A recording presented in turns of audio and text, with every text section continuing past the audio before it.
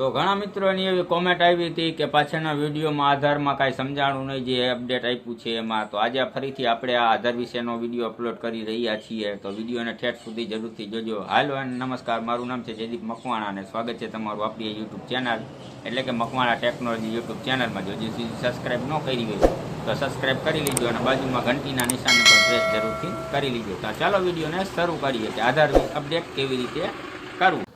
તો જેમ કે આપણે જાણીએ છીએ, આ એપ્લિકેશન આપણે ડાઉનલોડ કરવાની રહે છે. આધાર એપ્લિકેશનની જે નવી સરકારે બહાર પાડી છે. આ એક ગવર્મેન્ટ ઓફિશિયલ છે, જો નીચે લખેલ છે ગવર્મેન્ટ. તો આને સૌથી પહેલા આપણે ડાઉનલોડ કરી લેવાની.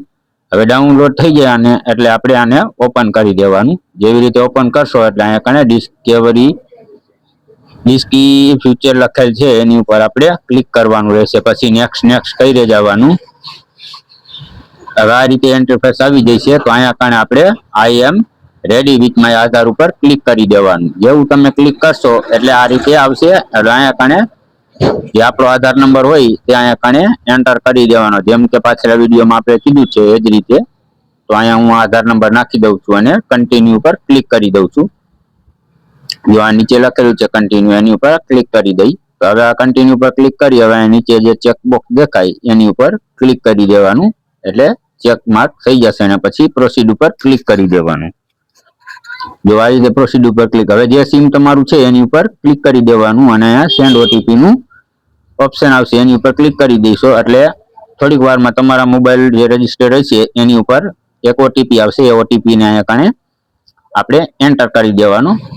અને જો એ સિમમાં ના હોય તો બીજા મોબાઈલ ઉપર હશે તો એમાં ઓટીપી આવશે. તો અહીંયા કારણે એ વેરીફાઈ કરી લેવાનું. હવે અહીંયા કારણે ફેસ સ્કેનર કરવાનું આવશે. તો અહીંયા કારણે તમારું ફેસ સ્કેનર હોય એને સ્કેન કરી લેવાનું. આ રીતે જો આ રીતે આખું બંધ કરી ખોલીને થોડી રાહ જોશો એટલે આ રીતે વેરીફાઈ થઈ જશે.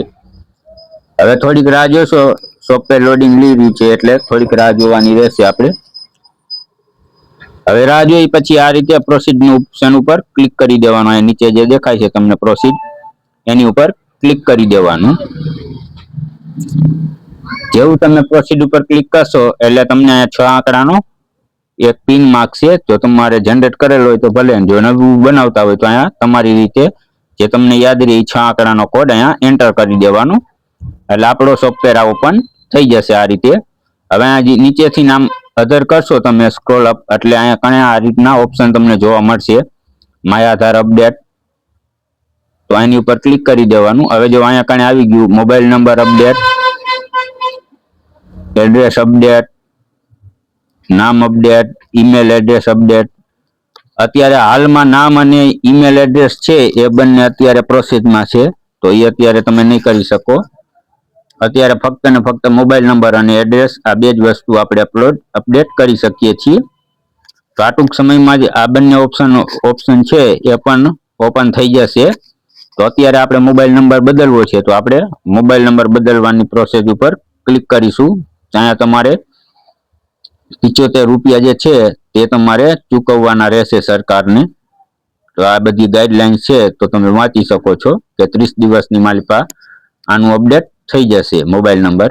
પણ આના 30 દિવસ નહીં, પણ 30 દિવસ પહેલા જ તમારું બધું અપડેટ થઈ જાય છે. તો અહીંયા કારણે આપણે જે નંબર છે અપડેટ કરવો છે એ નંબરને આપણે અહીંયા કારણે નીચે એન્ટર કરી દેશું. ઉપર જે અત્યારે રજીસ્ટર છે તે નંબર છે અને નીચે અત્યારે આપણે નવો એક નંબર એડ કરવાનો છે, એને એડ કરી અને સેન્ડ ઓટીપી ઉપર ક્લિક કરી દઈએ. તો ચાલો આપણે ફટાફટ અપડેટ કરી લઈએ. જો આ રીતે સક્સેસફુલી થઈ જશે. હવે અહીંયા ફરીથી ઓથેન્ટિકેશન નું ઓપ્શન આવશે તો ઓટીપી થી આપણે વેરીફાઈ કરી લેવાનું છે. ફેસ થી ચાહો તો ફેસ થી પણ કરી શકો છો અને ઓટીપી થી પણ કરી શકો છો. હવે અહીંયા તમારે પેમેન્ટ જે હતું 75 રૂપિયાનું તે પેમેન્ટ અહીંયાથી કરવાનું રહેશે. તો પેમેન્ટ તમે ગૂગલ પે, ફોન પે કે અથવા કોઈ પણ નેટ બેન્કિંગ થી તમે પણ પેમેન્ટ આનું કરી શકો છો. તો ચાલો આપણે ફટાફટ પેમેન્ટ કરી દઈએ. જેવું તમે પેમેન્ટ કરશો એટલે આ રીતે તમને એક રિસિપ્ટ પાસ થશે. જે તમે પેમેન્ટ કર્યું એની આ રિસિપ્ટ છે કે તમે પેમેન્ટ કર્યું છે. તો આ રીતે તમે અહીંયા જોઈ શકો છો બધું, તમારો મોબાઈલ નંબર, તમારું નામ, તમારો યુપીઆઈ, એ બધું આમાં તમને રિસિપ્ટમાં દેખાઈ જશે કે આ પેમેન્ટ કરેલું છે તેનું. જો તમને મારો આ વિડીયો સારો લાગ્યો હોય તો વિડીયોને લાઈક કરી દીજો અને ચેનલ ઉપર નવા હોય તો સબસ્ક્રાઇબ જરૂરથી કરતા જઈજો.